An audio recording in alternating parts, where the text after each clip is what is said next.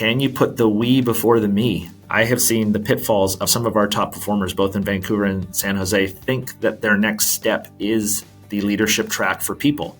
And they get into it and they're like, this is not what I thought it was. And they miss the thrill of the chase and getting the deal and those kind of things. Success is what it is to you. It shouldn't be someone's idea of success. It really is what you make of it. I'm Damon Lembi, and this is the Learn It All podcast, the show for leaders who know that lifelong learning can be your ultimate advantage. Joining me today is Josh Nanavaty. Josh is the VP of ticket sales for the San Jose Sharks, and he's got a really unique perspective when it comes to leadership. Prior to joining the Sharks, he was working for the Vancouver Canucks, and he started off there as an intern, and he worked all his way up. But even at the end, people still recognized him as Josh the intern. And then he moves over to the Sharks, doesn't know anybody, but he comes in from a very senior leadership perspective. And in our conversation today, Josh is going to break down the mindset shift of the me to the we, going from being a top performing individual contributor to the we, which is learning how to, as a leader, to win through your team, being a hero maker instead of a hero. And Josh is going to share with us why great leaders don't need to win every battle. What they need to do is they need to choose the hills that really matter. We're also going to discuss how to build a psychologically safe work environment so that people can own their mistakes instead of trying to hide them. And Josh will also share with us the approach he took when he first became a leader at the Sharks and getting his team to trust and believe in him.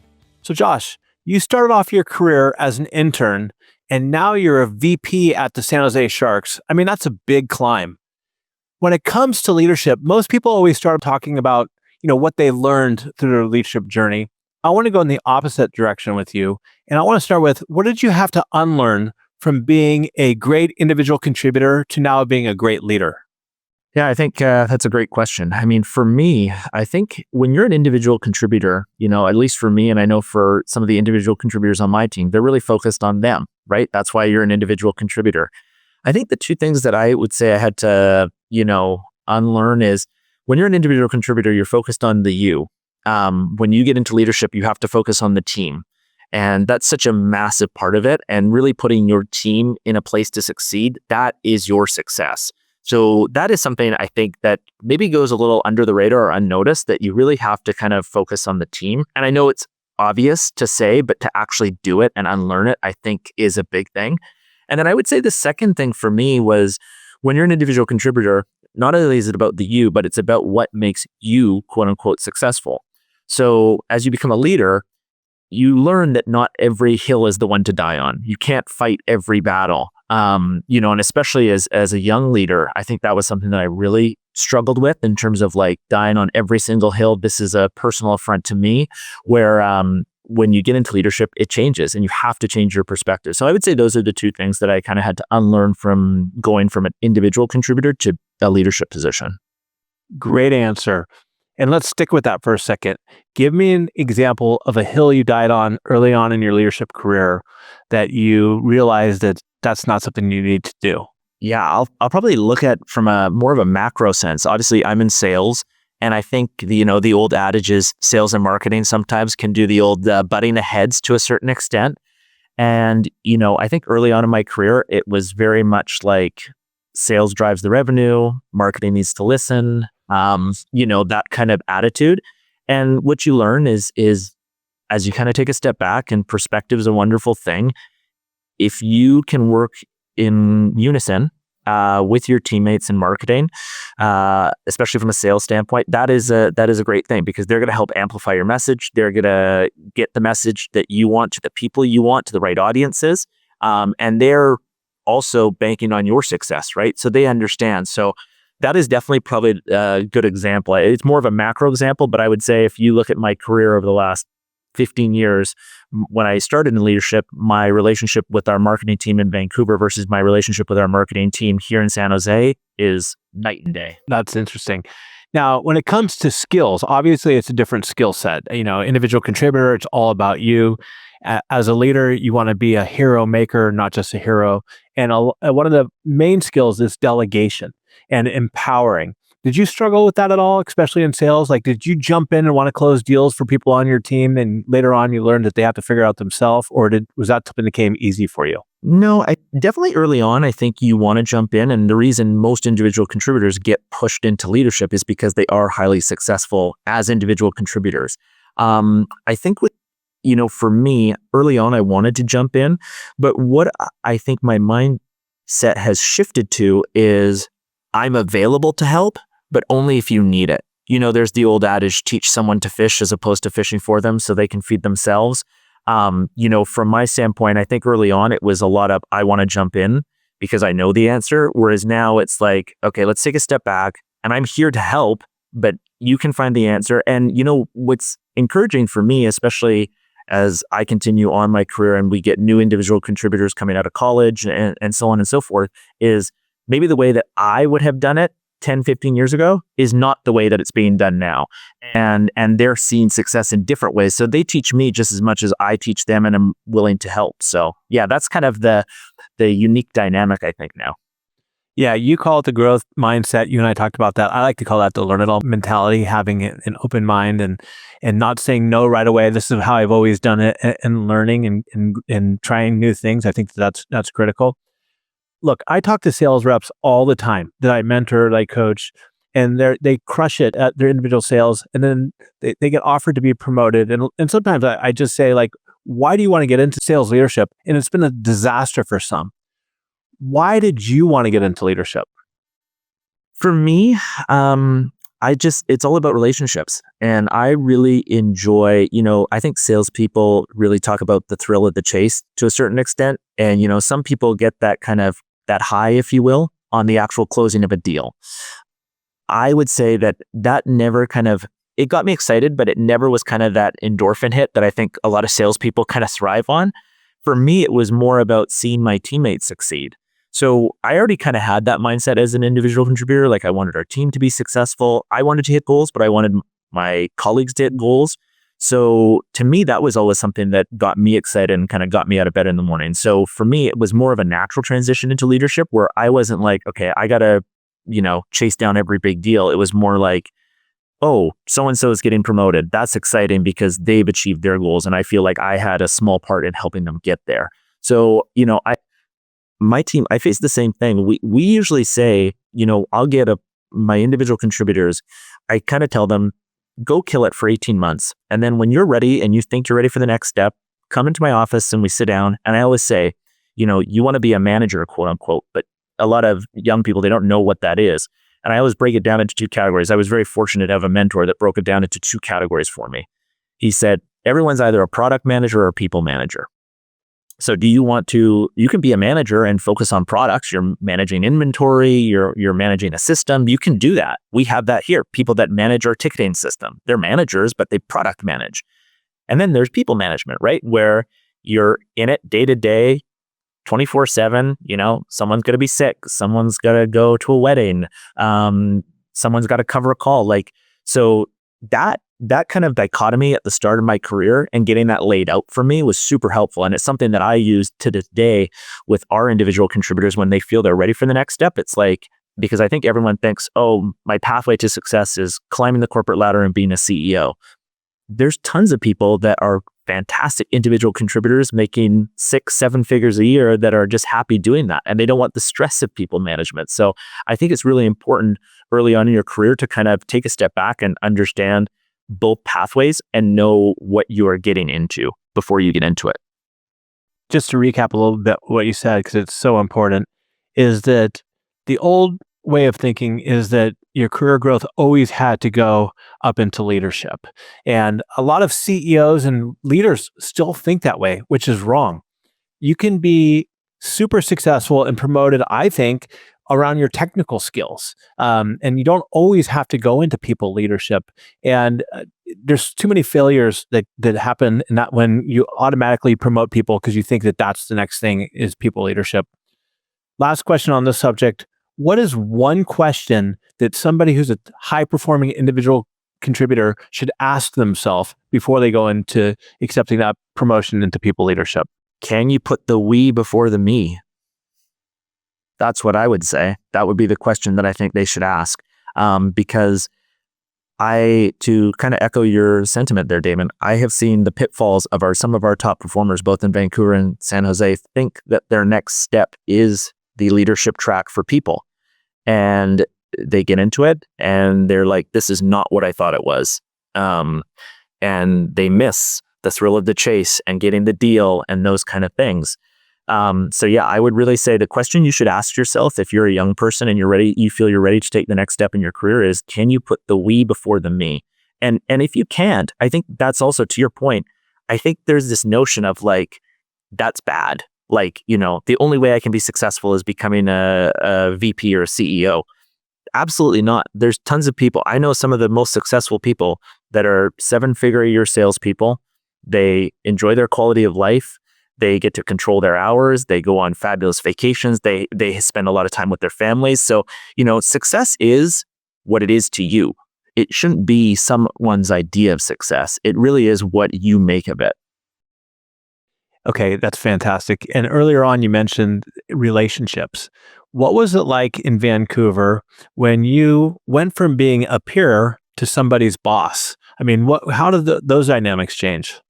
Tough. It's probably been the biggest challenge of my career. And I tell people when we promote them from individual contributor to a managerial role where they have to oversee their peers, for me, I think the toughest part was, especially in sports, we have a very close-knit group because we are working a lot of holidays and weekends together. So you spend a lot of time with those people and there's a lot of social activities, going to other sporting events or going for dinner or going for a drink after work.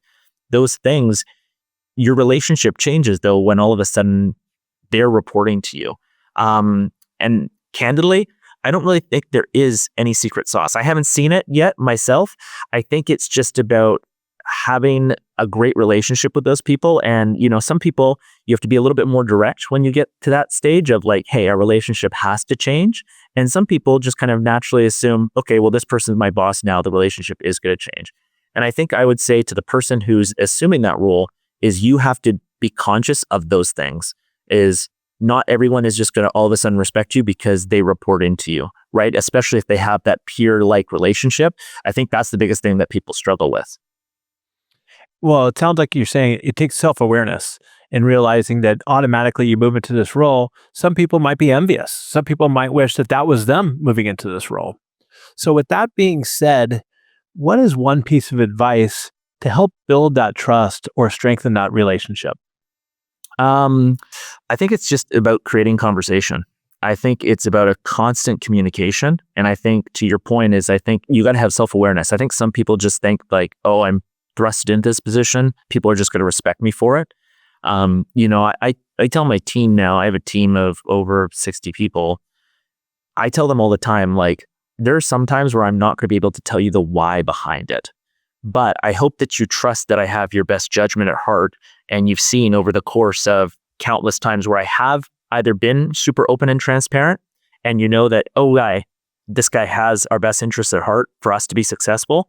So the times that I say, I can't tell you, you're going to know that we still have those same intentions. I think it's just about communication and building that trust. And I think the thing is especially younger leaders, they want it to happen right away. And trust and relationship building takes time. It just really does. And there's going to be times where that gets tested and you just got to stick to your guns and kind of continue to move forward and really build that connection with someone. Trust in relationships is absolutely paramount. Can you think of a story or a situation where you set somebody off on their own, you didn't have the time to go through the why or even the how and just say, hey, I trust that you're going to get this done, and it backfired, it didn't go well, made a mistake, and then they came to your office and shared it with you. What was your reaction and how did that work out? I've had many of those situations because I like to think I'm a leader that kind of gives rope to people. And you know what? I'm going to let you make your own mistakes. So that's happened a bunch. I think first, having the self-awareness piece, let's take a step back to the first part of your question. I think even having the gumption to kind of put your hand up and say, I messed up, that to me as a leader, I'm like, okay, I can deal with that because no one's perfect. So for you to kind of own it as like, I made a mistake already, you have shown me your trust of like, hey, I can raise my hand. I'm self-aware when I know I've made a mistake. that right there already kind of resets it. I think if you, and I've seen this, these are kind of the pitfalls. I've seen young leaders try to hide stuff or say like, oh no, don't worry, or it's going to come up later. And whereas if you had just been upfront and honest, it would have totally changed the trajectory of the conversation or the situation. So that's the first thing. If they do put their hand up, I think the biggest thing I do, or I try to do as a leader, and I hope other leaders do too, is we try to coach, you try to correct. And I always say, let's try not to make the same mistake twice. And then from that point, I firmly believe, I have a saying that, their success is my success, but their failures are squarely on me.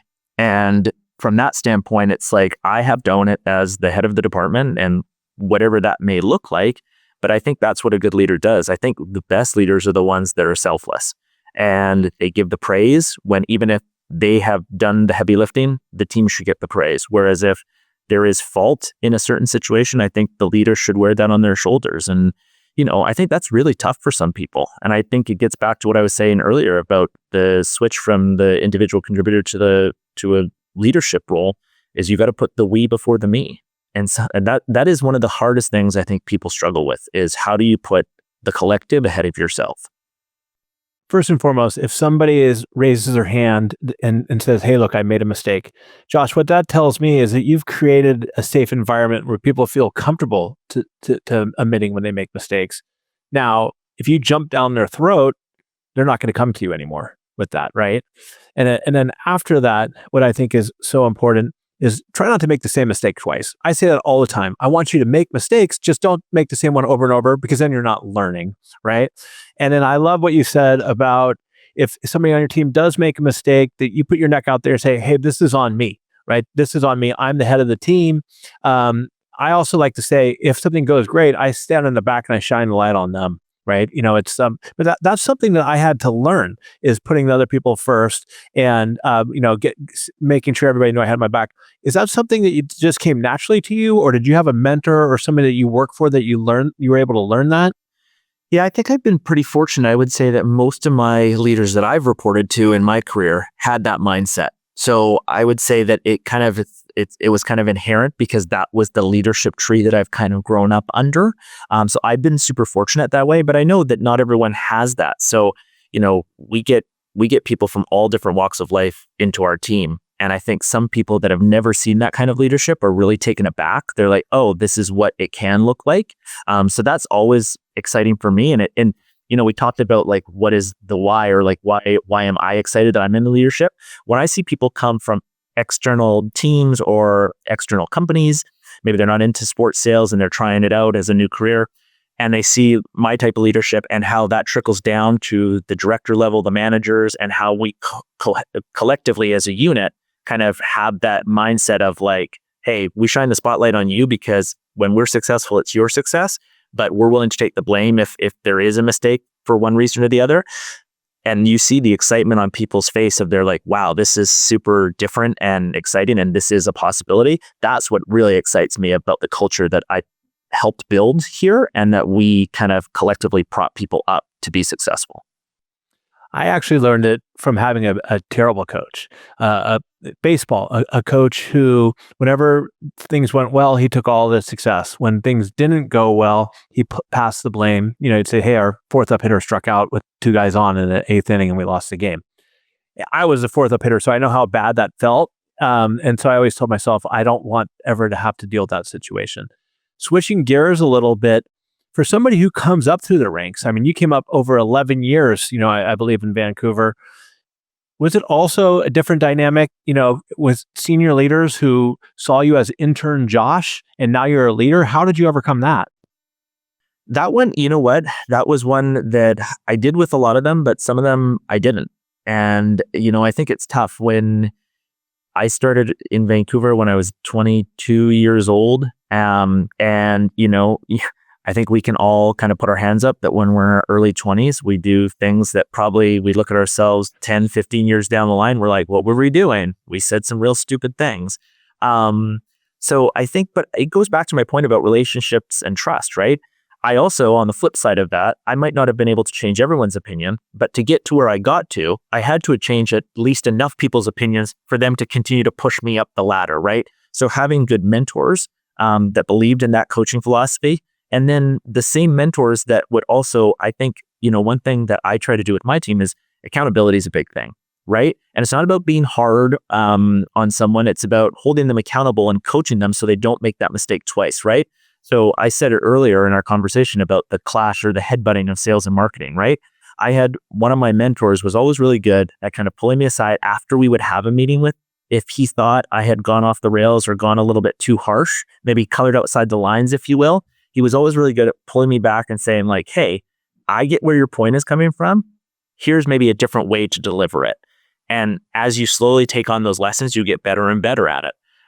So that's where, I think it's just about trust and relationships and building that over time. But are you going to change everyone's opinion? No. And that's kind of, why the change of scenery moving to San Jose and in this role was kind of nice, just because it was a fresh slate with all new people that only knew me as one thing, and you're coming in fresh, not somewhere you've worked for the last decade.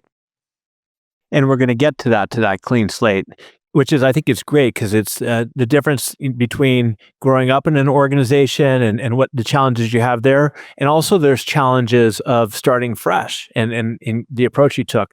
But before we get there, we talked a little bit about great coaches and great mentors.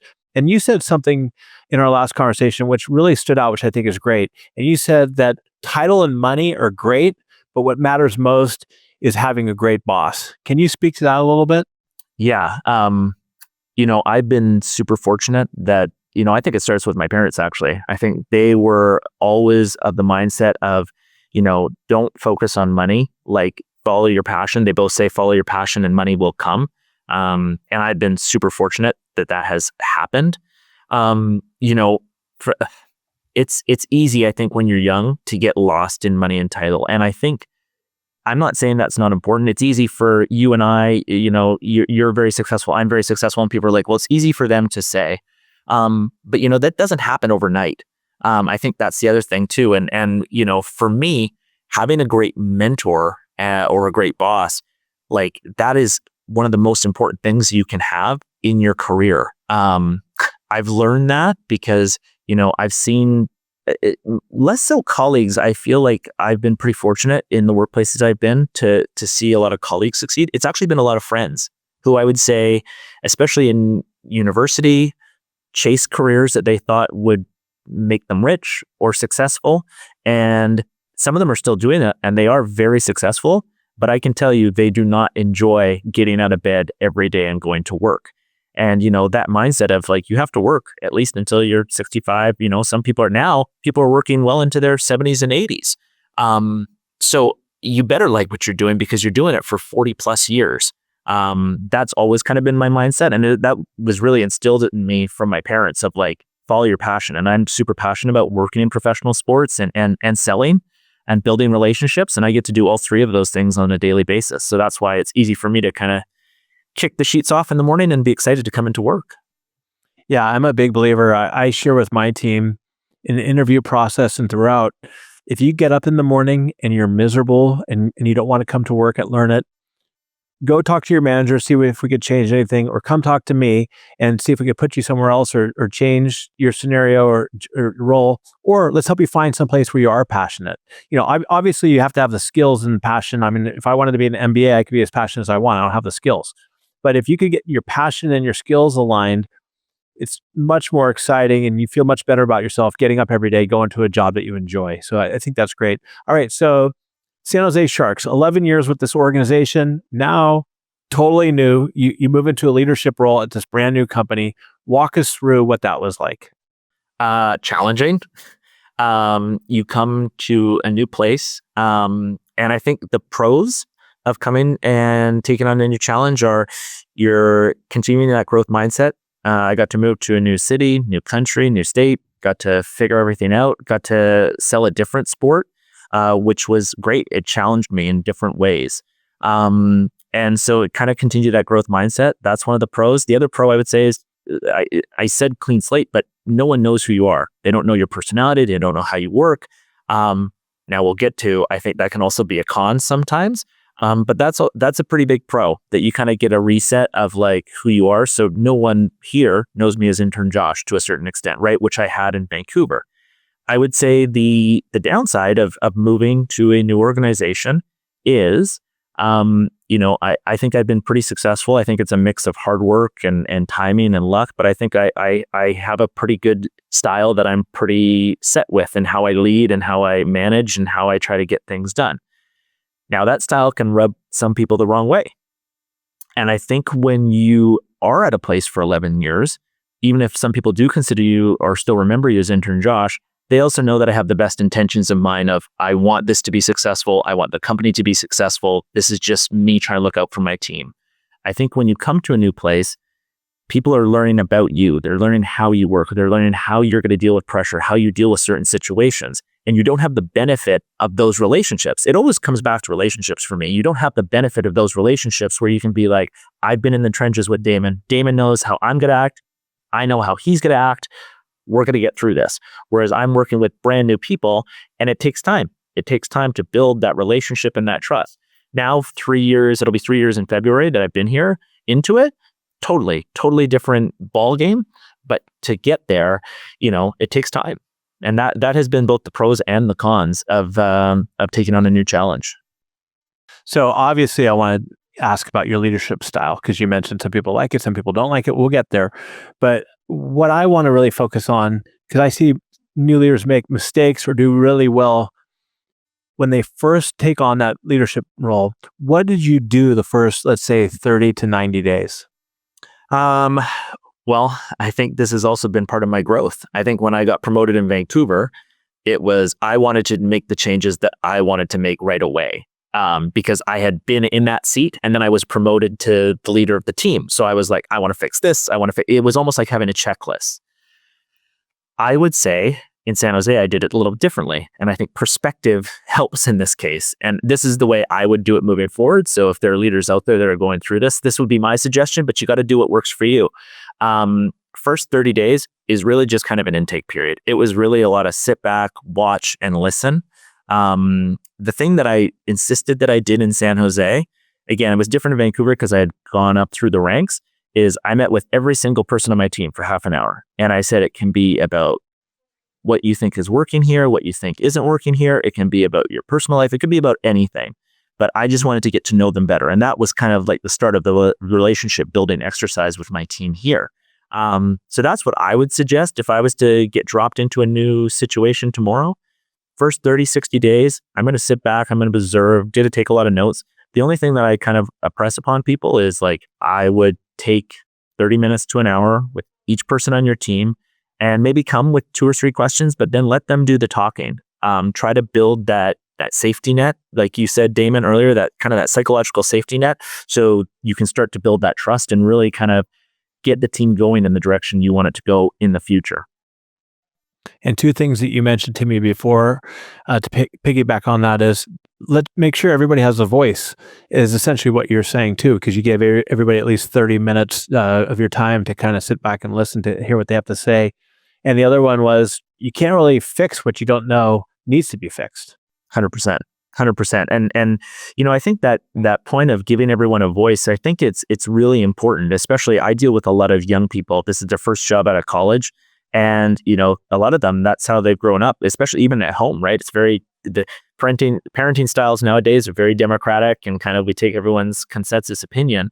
So, if they get thrusted into a new environment in a working capacity and they're not used to that, that can really throw some people off, I think, very early on. So, trying to give everyone a voice and letting them know that your voice matters, and how we kind of take that feedback and use it is going to be important. And I think we've acted on a lot of that here.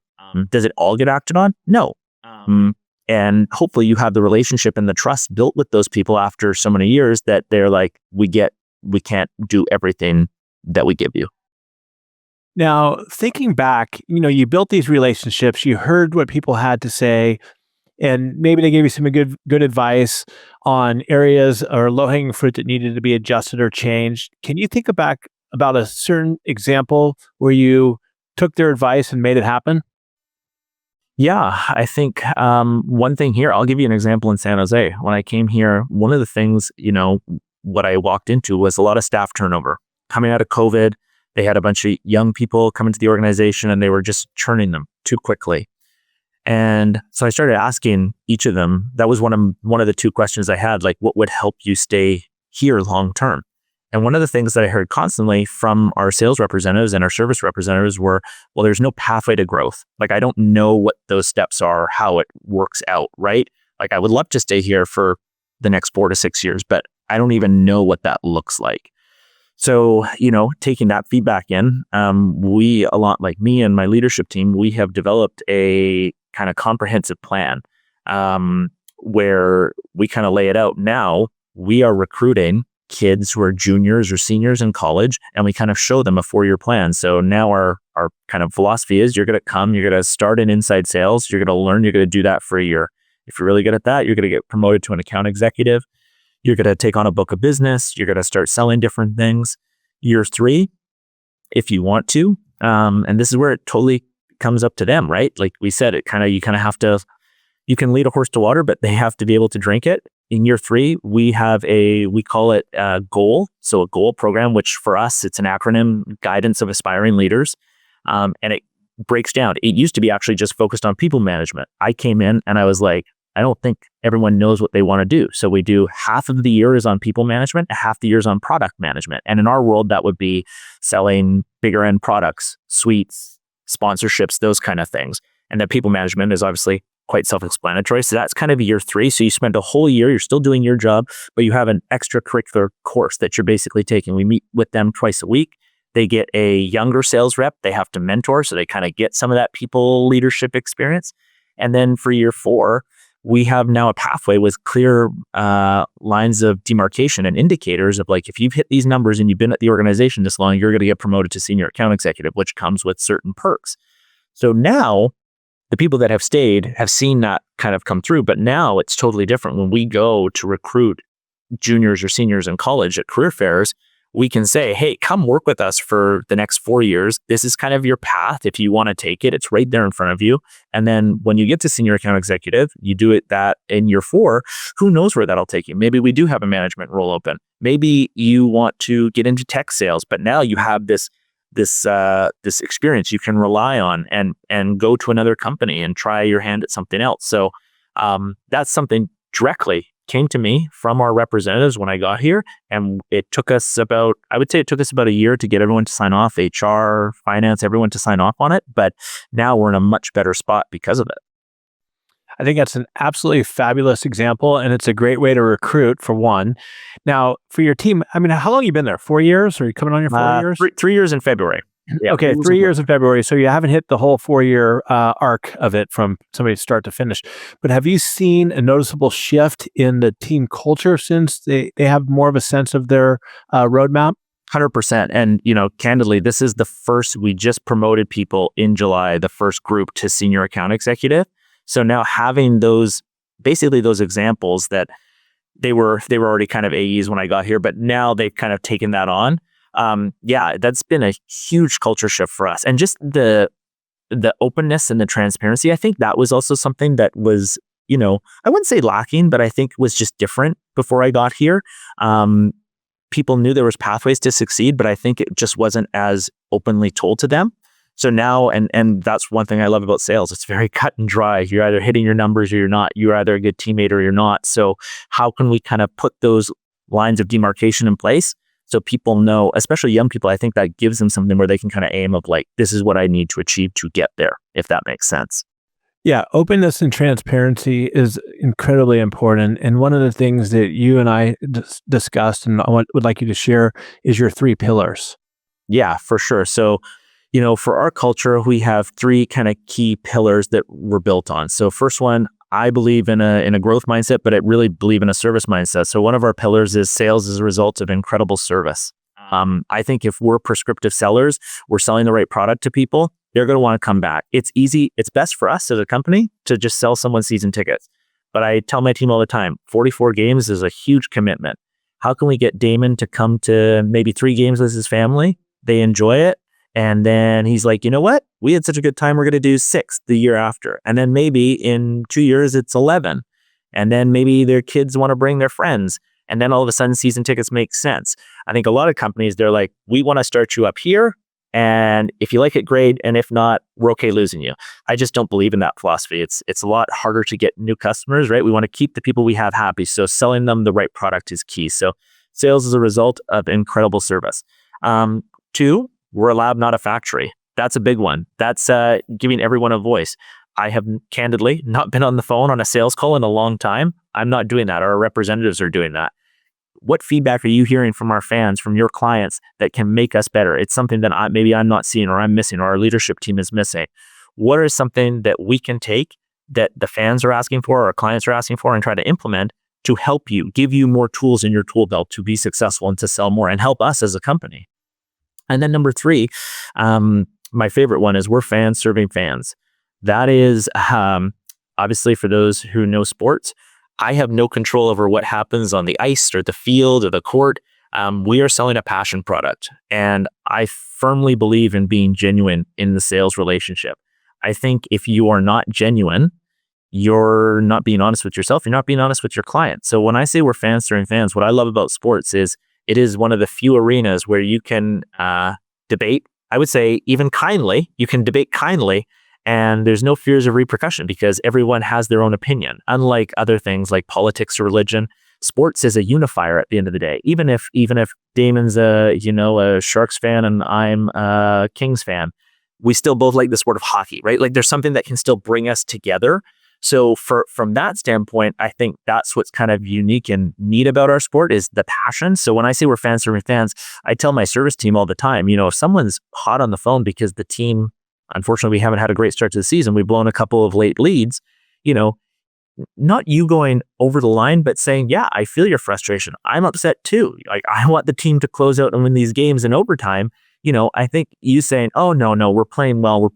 I think that's just disingenuous to your fan or your client. And, people aren't stupid. They're going to pick up on that kind of you being disingenuous, and that can kill deals. I've seen a lot of deals killed that way. Doesn't it matter if you're in sports or whatever you're in, you have to be authentic and genuine and not just transactional all the time, right? I mean, because but you're in a very unique situation because the product is really out of your hands. From a team member standpoint, have you ever found at either, in Vancouver or San Jose, team members who use it as like a victim mindset? Like, I can't sell because our team's not winning? Oh, 100%. I've been in this 15 years, and I think my teams have made the playoffs 4 of those 15 years. I always try to tell people that are selling a team that's not doing well is I actually try to flip it on its ear a little bit. It's a great growth opportunity, right? Because anyone can go sell a team that is in championships. I actually say that's not selling, that's order taking, candidly. Whereas when you're selling a product that is not going as well, you have to really grind and learn to kind of develop that tough mindset. So yeah, I definitely see people take that kind of that victim attitude. But what I say, Damon, or what I would say to those people, or what I see a lot of time is they actually kind of self-select out.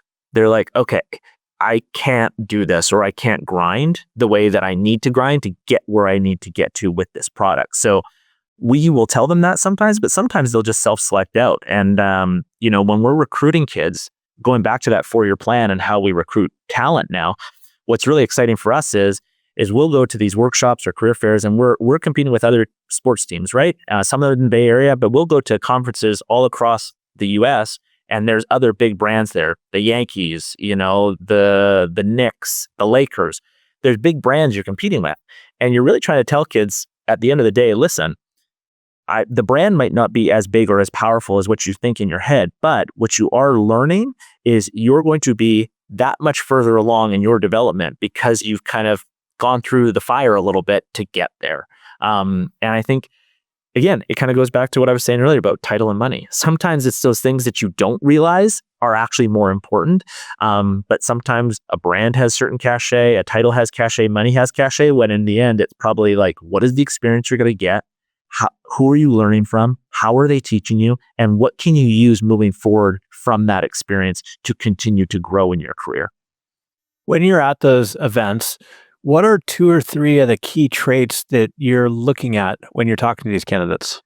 Oh, fantastic. I always say to my hiring team or our leadership team, I said, if I had a superpower, I wish I had a magic wand where I could look at resumes and it would say, these people are going to be the hardest workers. I try to dig into their profile in terms of hard work. Who's going to work the hardest? Like, I don't want our team to get outworked. Hard skills in sales, I think, can be taught. It's who's going to grind, who's going to outwork. So one, we're looking for hard workers. Two, I'm looking for people that have some sort of relationship experience. And I think when I say relationship experience, I think people think automatically it's like just customer service experience. Like, oh, I've worked in a restaurant or Nordstrom's. Right, or a retail. I'll tell you a story. The best person, one of the best people I ever hired for a service role, she in Vancouver, she was a receptionist at a dental clinic. And she's like, well, I don't have customer service experience. I'm like, what are you talking about? You have like great customer service experience because you're seeing so many people. They have to talk to you. You have to check them out at the end. So I think that's something that we always look for is someone who has like relationship or customer management experience. And then I would say the last one is, are you competitive? For us, I think sales, it can obviously get a little nasty sometimes, but we want healthy competition. So for us, especially in our line of work, not for everyone, but I always say look for competitors. For us, it's kind of easy because they kind of self-select. We get a lot of people at these career fairs who are former D1 athletes in college or former D2 athletes, and they're like, we want that same mindset. I'm just not good enough to use your example earlier, to play in the NBA, right? But I used to play basketball. Well, those are people that, one, know how to work on a team. We know they're driven and we know they're competitive. Give me that all day long and I will teach you how to sell. You know what I mean? So those are, I would say, they're the three characteristics we try to look for to build our team here in San Jose. So hard work, relationships, and competitiveness. I think that's fantastic. All right, shifting gears here as we're closing out pretty soon, but let's talk about leadership styles. I mean, for me, I think I would say early on in my career, it's about developing a leadership style. And I think for me, it was early on trying to be a democratic leader, trying to take consensus and trying to build consensus. I think what I've learned is, sometimes consensus is good, but like I said, sometimes you kind of have to make a decision. That's why you're the leader.